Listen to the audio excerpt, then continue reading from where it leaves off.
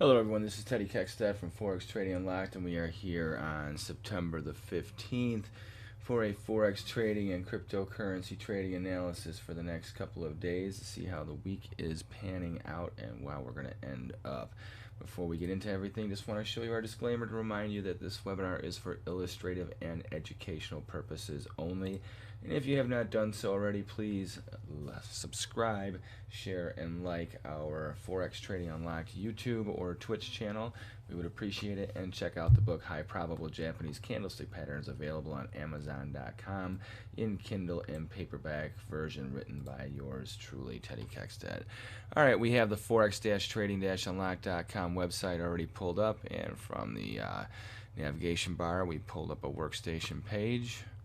And we're going to toggle down past the numbers, CPI being a number that really is starting to raise some eyebrows. All right, so we have the dollar, which has been under pressure for the past couple of sessions. Reason being, for the most part, I believe, is because of the interest rate markets. You have the 30-year and the 10-year that have been rallying for the past 5 sessions. As you know, interest rates are a function of currency pricing. So with a interest rate rally, meaning a lowering of rates in the market, remember there's an inverse relationship between interest rate pricing and directions of interest rates. So that is where that is going, and that has been helping to give some of the other currencies around the globe an edge against the dollar.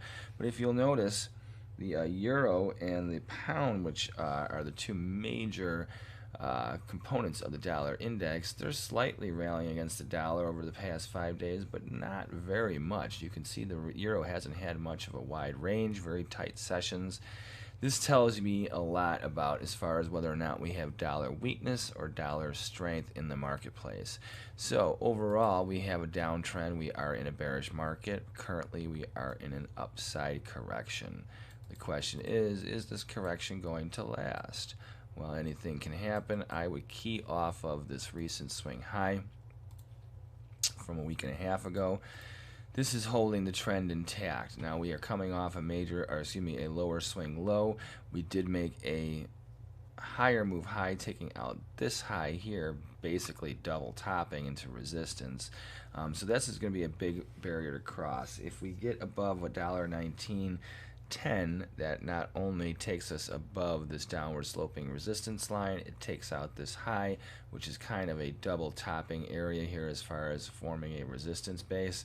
If we stay below it, which I think we are very likely to do, then odds are we're going to just continue to snake along like we've been doing for the past month and a half. We're not looking for any major sell-off in the euro US dollar. So by the way, while we're going through this analysis, any of you that are joining us here on Twitch or on YouTube, please don't be afraid to ask any questions, throw something out in the chat. We will definitely answer those and get to those while we're going through this session. So, all right, so let's take a look now at what we're going to look for a trade here. So as far as the euro US dollar, we've been obviously had this upside correction. We came off here, we set a low 2 sessions ago. So I would key off of the low from Monday and also this high above here. A breakout either way helps to set the tone. Falling from $1.1768 will have us definitely very negative, leaning back on support. Now what I would do is use the interest rates as a guide for your bias with the dollar right now. As long as you see the 30-year and the 10-year pushing on newer move highs on a daily basis, it's going to be hard to see a big rally in the rally and turnaround in the U.S. dollar. Should we see a sell-off in the interest rates? Now remember, we have the unemployment claims coming out tomorrow. We have the oil numbers that just came out today. So the oil being another thing that's putting pressure on the economy as well as other markets. Remember, there's a big correlation between oil and certain currencies especially the yen, the Canada, the pound, Australian dollar, and we'll get into those as we skip around the globe. So right now we do have a very neutral bias for the euro US dollar. There's no reason for us to get overly bullish, and there's no reason for us to get overly bearish for this market. Reason being is it's just floating around right now. So we have to watch the economic numbers in the EU. And we also need to watch, once again, the economic numbers here. So those are the ones that are going to jar these relationships. But as you can see, the range is very contained. There's not much of a trade here for the euro US dollar cross. Now, I'm not saying there isn't a trade for the euro versus other currencies. And if any of you trade the euro versus, say, the pound, the yen, the Aussie, or whatever, just chime in on the chat here and we will get to it and take a look at what's going on with that for you. So, all right, now let's get to our next market. So now we're going to get to the British pound. So GBPUSD. So no trade in the euro.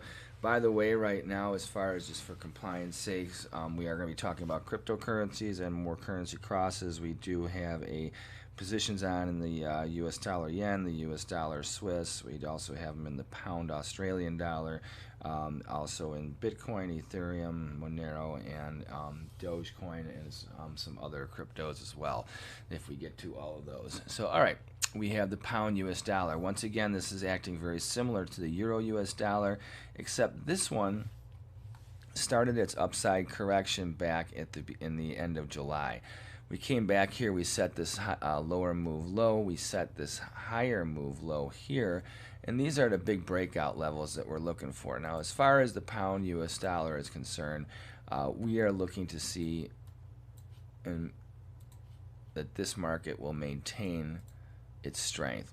Odds are, because of the price of oil and the fact that, remember, that Brexit already occurred, the British pound is no longer connected to the EU in ways that it was before. So we do have this downward sloping resistance line. As you can see, by attrition we have come through this. The trend here off of this higher move low, meaning that we had this initial correction here, maintained the bearish trend. We failed to make a lower move low, and now we've been rallying ever since, setting a higher move high as of yesterday. Today you can see the market is trading higher, but still is contained within the main body of yesterday's range. Pound dollar strength exists. As far as any bearishness, I would be very cautious selling into breaks. I would be looking more of a break to buy. I think you're in a buy break situation for as far as the forecast for the pound US dollar moving forward for the next few months. As long as oil stays above $60, as long as the interest rates stay pretty much where they're at and shop around in the range that they're at, I think that you will see pound US dollar going sideways pretty much in the range that we've been in. Between this $1.30, I think $1.36 here is your lower boundary. Could we get above $1.3986? Absolutely. I think you'll start to stall at $1.42 unless we get $100 oil, which is something I've been calling for since the beginning of the year. You can see my weekly spot on tfnn.com. I made that prediction back in December, saying that the oil rally would begin in January, which it did with an accelerated move. We've hit the $75 price target already. $100 isn't that far off, and right now I think that we will maintain that bull market there.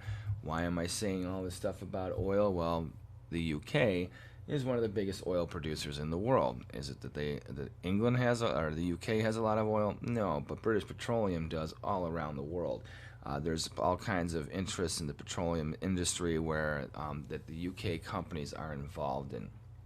So with oil being strong, it's going to be hard to slam the pound versus the dollar. The only way you would probably really see a major sell-off in the pound US dollar would be if we had an actual raising of rates by the US Fed, which, yeah, good luck with that one. That's not coming anytime soon, that's for sure. At least I would say for the next like 6 to 12 months, if not even more.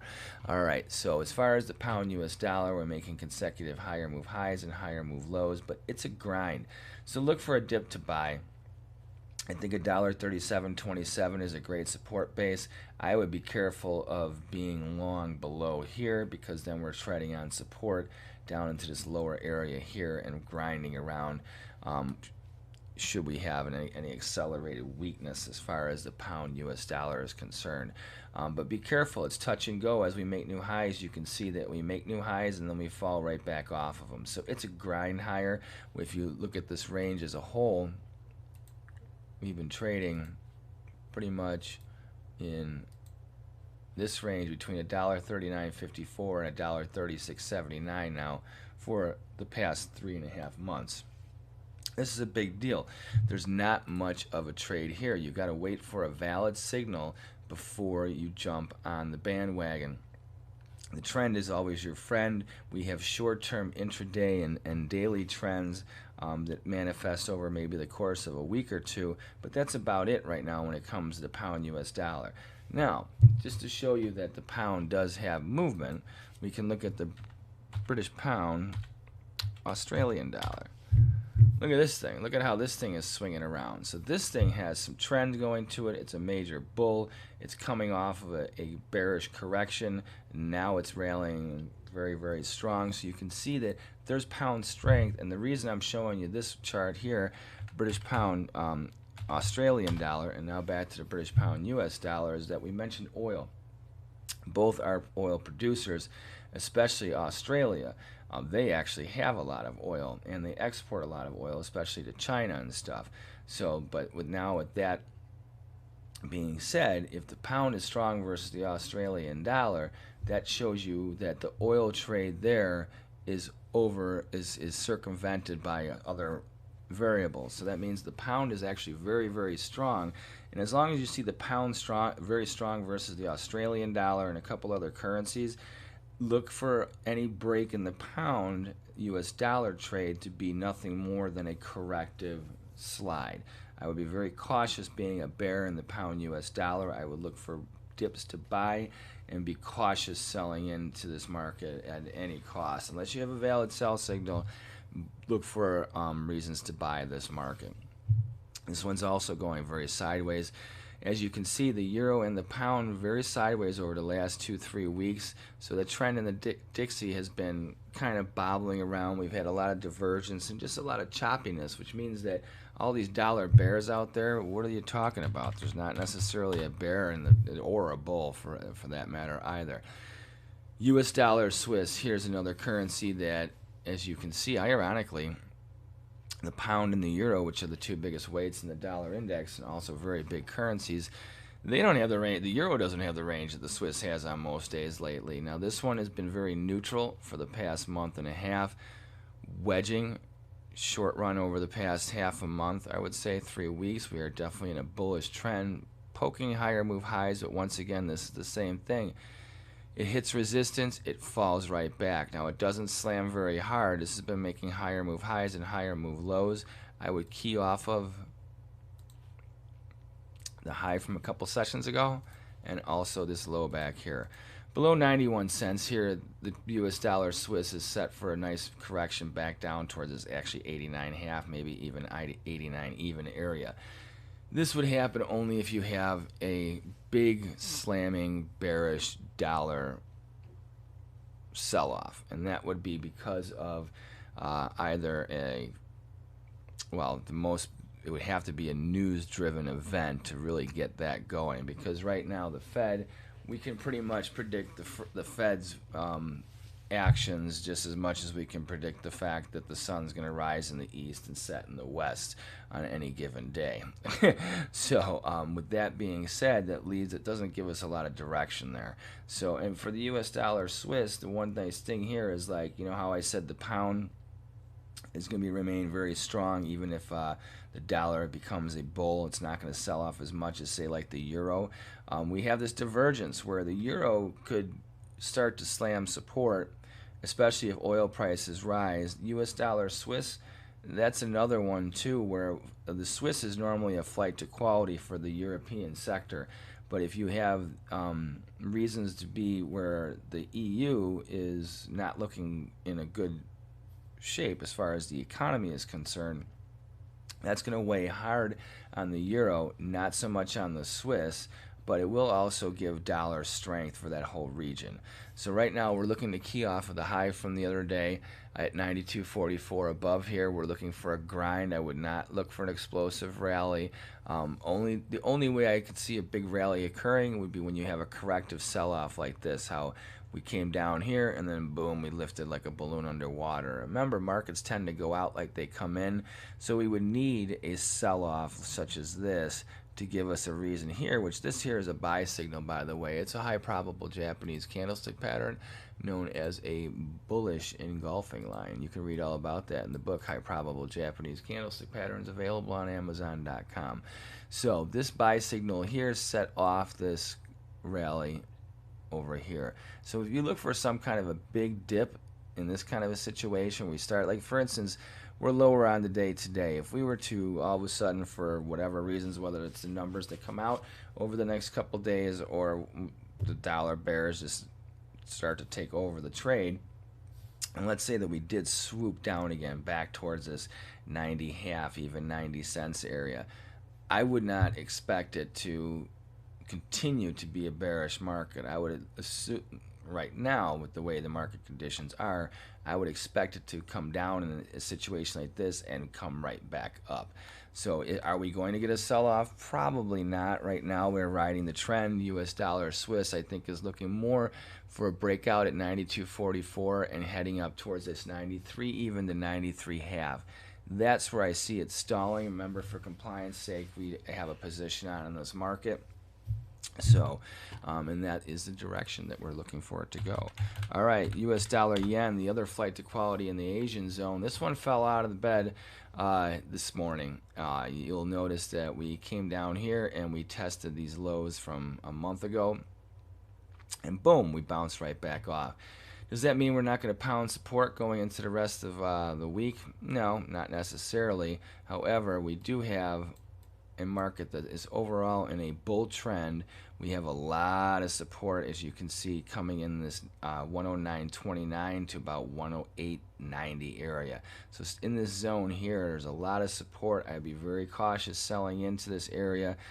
Great area to take profit. You'll probably see a lot of buying here because your weak shorts and even your aggressive shorts, for the most part, I don't think are very bearish to US dollar yen, because overall the trend on the long term, the intermediate term, and is bullish. Short run over the past week and a half, obviously bearish. Over the past month, totally neutral. So be very cautious trying to get bearish on the US dollar Japanese yen trade. I would say that you key off of this high from a few weeks ago, and then obviously this low over here, back set at the beginning of August.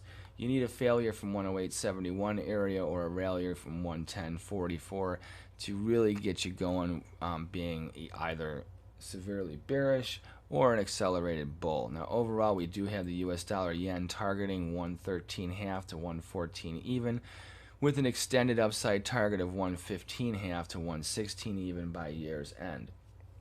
I know it seems to be a stretch, but I'm going on the oil play. I do believe that oil will be trading up around $100 within the next couple of months. Am I happy about that? Absolutely not. Do I want to see it happen? Absolutely not. And that's why I really like the trade, because never bet your emotions when it comes to sports. I'm not a big sports bettor, but I do know that that's something you don't want to ever do. And the same thing comes to the markets. Always have a plan, have a reason to be where you're doing what you're doing, and don't play around with any other type of subjective, bouncing around type of attitudes when it comes to your trading. Remember, trading is a business. You got to always have a plan, have a money management model put in place, and then you move on from there. Always being a robot and just systematically doing what you do. You don't want to be in a situation like right now. We look at a chart and say, oh, what are we doing with the US dollar yen here? What kind of trade can we put on today? there is no trade to put on today. If the market doesn't do what you expect it to do to generate a buy signal or a sell signal, you don't do anything. That's your job. Remember, unlike other jobs where, you know, there's like, if you have time to lean, you have time to clean. Well, guess what? When it comes time for trading, there's a time to pull the trigger and a time to get out of a trade, and then there's a time to do absolutely nothing. Remember, not trading is a decision that you make, and that is the same thing as getting in or getting out of a trade. You are managing your money when you are doing nothing. That is actually money management, so be very mindful of that. So after that little lesson, now let's get back to the US dollar yen. So on the daily basis today, I don't really expect very much more out of this market. I think this is a bear trap here. If you are selling this market today, and especially around where it's at right now, I think you're selling in the hole. I would key off of the low from today. A failure from here totally changes our perspective on things. Let's take a look at the hourly chart here. Yeah, here we go. See, on the hourly basis, we already have a buy signal that occurred a few hours ago.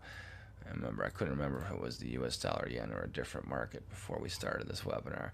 So here's what I'm going to look at right here. As far as the US dollar yen, I am calling for this to be a short-term bottom. I would expect over the course of the day, and remember how I was talking about earlier, how markets tend to go out like they come in? Well, look at what we're doing. We have this slope right here. It's a little bit stronger than 45. We're about to come through it by attrition. We've come down. We have set this lower move low. We've set a lower move high. I would key off these levels as well. Any breach of resistance right here not only takes out our downward sloping trend line, but a rally above 109.43 most likely will have this market targeting back up around this 108 to 109 even. So let's actually get a little fib involved right here. All right, we got that, and now let's put this area here, and then we have this area right here. So we have the US dollar Japanese yen targeting this little area.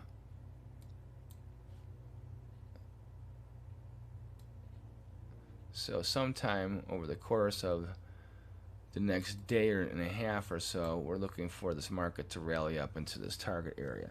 Do I expect to see it today? Probably not. I would say this is probably going to happen over there. We're probably going to stabilize today. We might get back above. We might challenge this area here. I don't think we're going to hit this targets area until probably sometime tonight, late tonight, when the European markets open up overnight, heading into Thursday's trade, or maybe even into Friday's trade.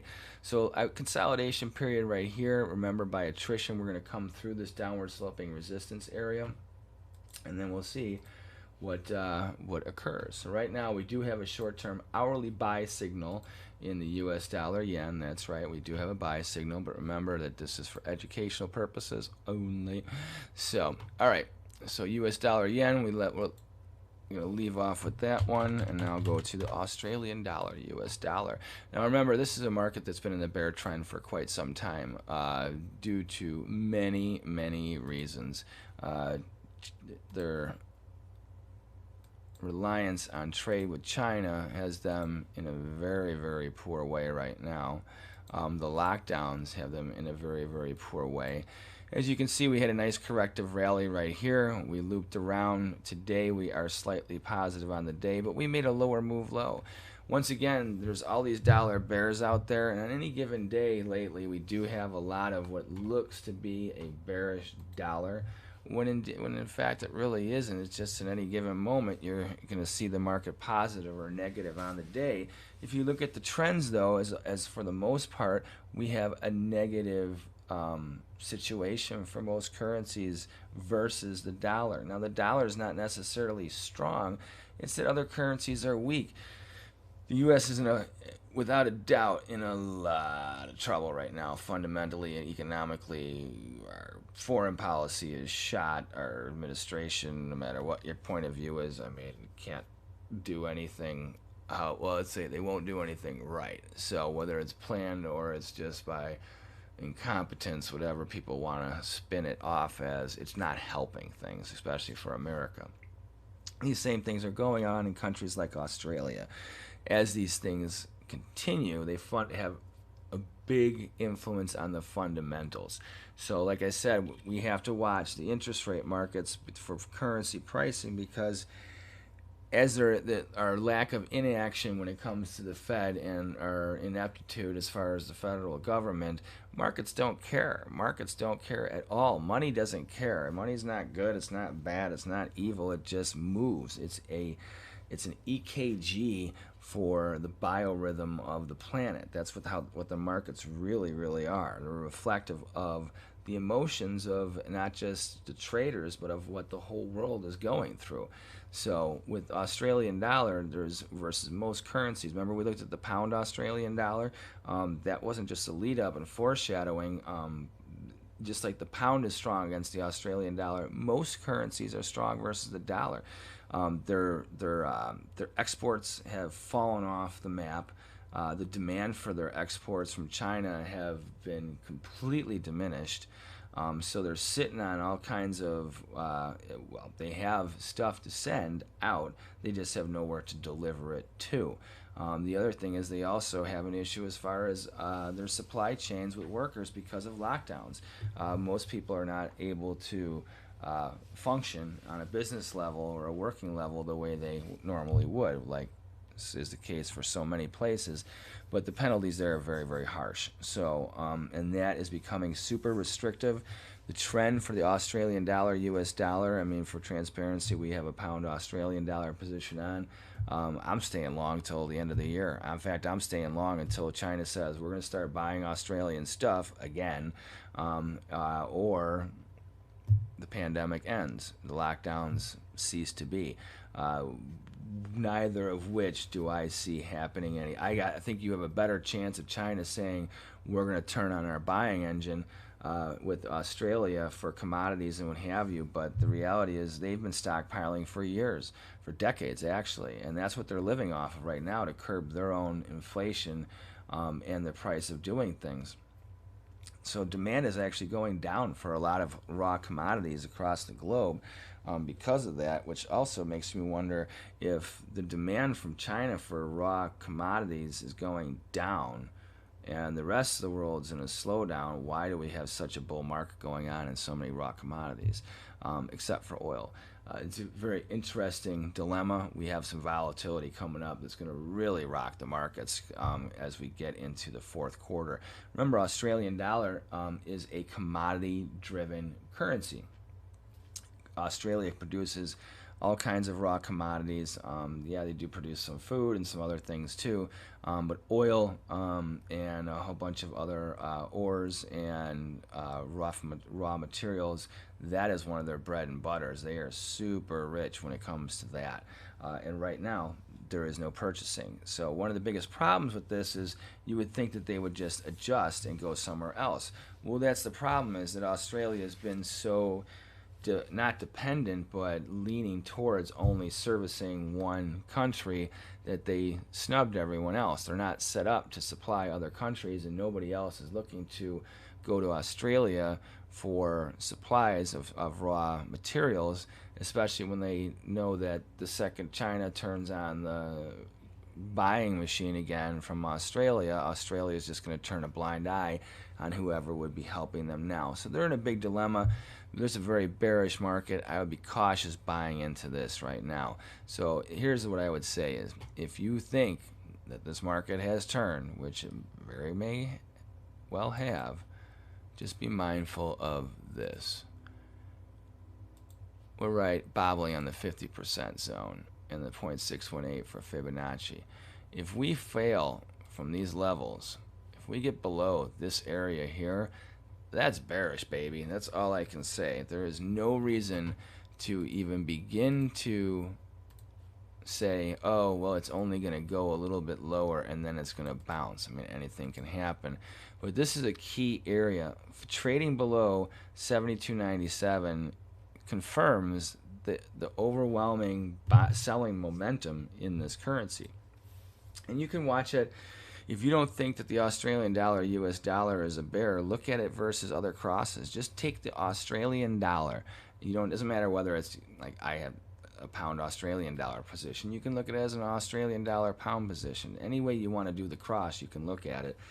Set Australian dollar as your major first currency, okay? And then use any other currency versus it, and you will see that the Australian dollar, for the most part, is in a bear market. As long as this currency remains in a bear market with other markets, with the US dollar, of course it's going to remain in a bear market.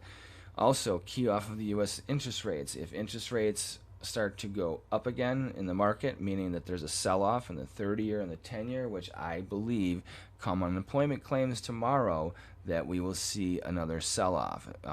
Is there a chance that we don't? Well, of course there is. There's all kinds of chances out there, but I don't know about where you live in the United States, but I see more and more businesses closing that were open just a month or two ago. A lot of restaurants and some other businesses, they've ridden out the PPE. They've kept people employed as long as they could. So now you have people that were working, that it's not that they're not looking for a job, because they're probably going to be go right away into looking for a job. They're used to working. They worked through this whole pandemic.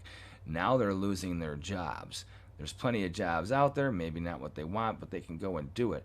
Well, that will just keep unemployment flat. It's not going to help it out when people are losing their jobs and then coming into the job market right now because they need it. So will the unemployment number go down? No. In that sense, it's a net wash. You're swapping one for another. And that's if the people that are losing their jobs now decide to actively pursue working right away. Now, with all the opportunities and free cash, a lot of people are saying, well, if I got to switch or I got to do this, now I'm going to retrain, I'm going to take the next year or two off. These are big numbers when it comes to what are people going to do for their decisions. Maybe some people can afford to ride it out. Not everybody can. So that's going to be very interesting to see how that pans out. So anyhow, Australian dollar, US dollar, we have this buy zone, 72.97 to 72.5. I think we've already set it, just because we're coming into unemployment claims tomorrow. We'll see. Maybe we get a spike down here tomorrow and then boom. So above 74.81, that is what we need to even remotely get us on a neutral, not bullish forecast, but neutral forecast. You could say that over the past month and a half, we've been kind of sideways. Well, we've been trending down into this lower move low. We set this higher move high based off of this here, but if it's just a correction, it's a lower move high. So 74.81 is your line in the sand as far as direction. Below here, we're looking for to sell rallies and test support down to 71.07. Excuse me. I do believe that, even with oil going up in price, if you can't get rid of it, it's worthless. So now New Zealand dollar, US dollar is in a similar situation as the Australian dollar, but not quite as much. They're not relying on China. So think about if Australia didn't put all their eggs in one basket, their currency would probably look a lot like the New Zealand dollar, US dollar, which has rounded out a bottom over the past few months, although it did make a lower move low back at the end of August, which it's corrected off of. I think right now we're setting the higher part of the range. I would believe that New Zealand dollar, US dollar is most likely going to grind lower. But as far as having any long-term bearish sell-off, I don't think you're going to see the reaction like you have with the Australian dollar. I would key off of the high from a week and a half ago up here. Trading above 71.70 area, it definitely has the bullish trend intact. I just don't really see it really stretching like how we had this nice big rally here. I think we've plateaued and now we're looking to kind of digest. It's going to be a range trader's delight, I think. Wait for a signal until you have a valid sell signal or buy signal with the New Zealand dollar. I would just wait. I do believe you do have a lot of swing trade opportunities coming up with this market. Okay, so let's see if we have any questions on YouTube. Right now it doesn't seem like we do. How about on Twitch? No questions there. Okay, we got a bunch of viewers. No, everyone's quiet. No one has any questions about any currency crosses. Wow, you guys are all engrossed on this on the conversation today. That's great. U.S. dollar, Canada. We're going to cover this before we get to the cryptos. I know you guys want to have a little look at the cryptos. So key off of this high from a few months ago, a couple months ago, and also the low from a few weeks ago. Right now, overall, this market has been in an upside correction for the whole course of the summer, going sideways for the most part over the past couple months. I believe what we have here is a big head and shoulders forming, and I think we have our neckline already established. Oops, let's get down to here. Okay, so our neckline is already established here. A failure from this upward sloping support line will have us leaning on $1.2495. A failure from here is a big deal. So if you look at this as a shoulder, and then this is your head, and then this is your shoulder, then we are looking at this market getting ready to take a little dive. Now you can go through here and say, oh, well, we're wedging. Yeah, we are wedging, that's for sure. But odds are, the way things are going, I don't think we're going to take out this shoulder right here. I think that we've shown over the past few sessions that resistance is tough. US dollar is weak today as a whole, and we're testing support. Let's see what kind of follow through we get. Relationships with Canada and the US are definitely not improving, so let's just leave it where it's at right now. We're in a neutral trade, but right now we are bearish once we fail from this neckline. So we're going sideways by attrition. We need to rally above $1.2765 to take us off this potential bearish forecast. Then I think it's still going to be a grind higher. Even if we get above $1.29.5, I'm not looking for any extended rally. I'm looking for it to run out of gas. So I look for rallies to sell, not breaks to buy. Now, if we do fail from $1.2495, look out below, baby. This upward correction that we've had for the past couple months will have been confirmed over by this big head and shoulder sell signal. And that would have us trading back down towards, I think, this $1.21.5 down to $1.20.5. And if we get down into that area, well, now you're talking about the lows that we bottom off of, which we could. We could find a nice little base somewhere in this area here, which is what rounded us out to begin with, and then we started the summer for this correction. So it's not far for us to fall down into this area over the next month or so. We'll see what happens. But overall, we are not bullish on this currency. All right, now let's take a look at BTCUSD. I know you crypto maniacs out there. We had a nice sell-off a week and a half ago. Past couple days, we have a little bid going on in the Bitcoin market. Everyone's all bullish Bitcoin. Well, Bitcoin's like the dollar index, so I would just be mindful of this trend right here. This is keeping things intact. And we used the low from 2 sessions ago. If we get below 43,290, I would expect to see this market probably get back into the mid to upper 38,000 area. I'm not looking for any major correction here for the Bitcoin US dollar market. However, I do believe that we will see a little bit more of a leaking here going on as people start to take profits. Remember, there's a lot of things that are running out of gas in the economy out there and other people's lives and stuff. And as that does happen, you're going to probably see a lot of people taking profit because they need the cash. Bitcoin's great, but when you need to pay bills and whatever, you need dollars to pay for most of it. And even if you can use Bitcoin, you're going to use that too. So you're going to run out of that. You're going to spend some of that. There's also been some new restrictions as far as the whole interest-bearing crypto market and a couple other things that are giving it a little lag.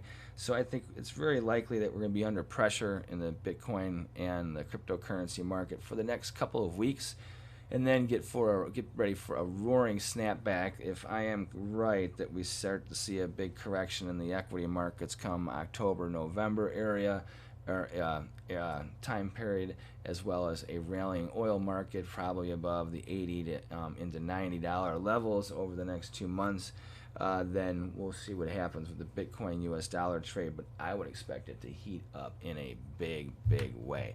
So right now we are short-term bullish. We've had a correction, and we made a higher move high and a lower move low all in one day. So key off of this low from a couple sessions ago. Below that, we're looking for a more pounding of support. But right now, we're looking for a little bit more follow through to the upside, up to around 50,000. I think you're going to run into resistance there. I don't think you're going to get back above this high for probably another week or two. ETHUSD. Ethereum has been one to please lately, hasn't it? This one topped out before Bitcoin did, so a little bit of divergence here. As you can see now, it's consolidating, pretty much hanging around where it's been for the past month and a half. So we spiked up. The value of this, I think, is definitely somewhere between 2,200 and 4,000. At 4,000, you start to run out of gas on this. I know people are saying it's going to 40,000 before the year's out. I hope it does. I own it, but I've been liquidating a little bit up here and buying back in the upper $2,500 to $2,600 area. So that's what I'm looking for as far as this one. Technology is very viable. The growth in a lot of tokens that are using the Ethereum network and the Bitcoin blockchain is helping to support the pricing. So buying breaks is the thing to look for in these cryptocurrencies. Because Bitcoin's under pressure, Ethereum's under pressure, Bitcoin is kind of like the dollar index. So we'll see how things pan out. Right now, I'm saying this is stable here. That tells me a lot about the fact that I'm not looking, there's no reason to think that we're going to see a big correction in Bitcoin and the cryptocurrency space. Right now, it's just there's a couple things under regulatory blah, blah, blah. It's just news. So right now, we're dealing with that. Jab it, jab it, jab it, take a little stab, take a little off the table, and then boom, like a balloon underwater, crypto market comes screaming back up. So that's probably how things are going to go. Remember, all these cryptocurrencies have had a nice run over the past couple months. Here's another one, XMR Monero. I like the value of this from 180 up to about 500. Around 500, it runs out of gas. This one here made a high before all of them, and then it broke. Then it made a lower move high when the other markets started to break, and now it's continued lower. A little bit of divergence there between Monero and the other ones. This is the other reason why I think the other ones are set up for not an extended long-term correction, but a little bit more before we get a bounce, find some value, and then get back towards pressing resistance and making higher move highs. So right now, short-term, definitely bullish, intermediate term, long-term bullish on the cryptos, but I think you have to wait for a break to buy before you start to really look for another major wave higher. No extended sell-off, though, is on the menu. Now let's go look at the DOGEUSD. We always get all these people asking, what do you think about Doge? I think the technology is not viable in the long term. I think that people are trying to get their money back, and where people used to buy at 30 and looking to sell it at 50, 60 cents, now there's people just selling it at 30 cents. So, and it's coming back into 20, into the lower 20 cents area. As far as being a good buy, at least in the short run, I think overall you have to be very cautious being caught long this. We accepted some payments in this. We're long from the 40-cent area and also from the mid 30-cent area. We're just looking for a rally back above 40 cents to liquidate virtually the whole position, and then we'll leave a couple tokens left of Doge just for, you know, God knows, who knows if this thing goes to $1 million one day. It won't make that much money off of it, but if it does explode, well, at least we'll get paid something. So we're ending on a Doge note. We don't have any questions on YouTube and chat. And we want to say thank you to all you guys that are watching. We're going to put up another live stream in just a couple minutes. We just need to end some things with this and then get the stream ready to go. Before we do switch off, though, I want to remind you once again to please subscribe to YouTube, our Forex Trading Unlocked, YouTube and Twitch channels. Pass it on to your friends, share, like, and definitely help to expand us in the trading community. Helps give us motivation to keep on going and setting up more and more live streams for you. And check out the book, High Probable Japanese Candlestick Patterns, written by myself in paperback and Kindle versions, available on Amazon.com. Once again, I'm Teddy Keckstead from Forex Trading Unlocked. Check us out every day at forex-trading-unlocked.com for all your Forex needs and information, and we will see you soon. And also leave some comments on the videos. We will always answer those questions and try and bring them up in our next videos as well. Take care, and you have a good day, and good luck.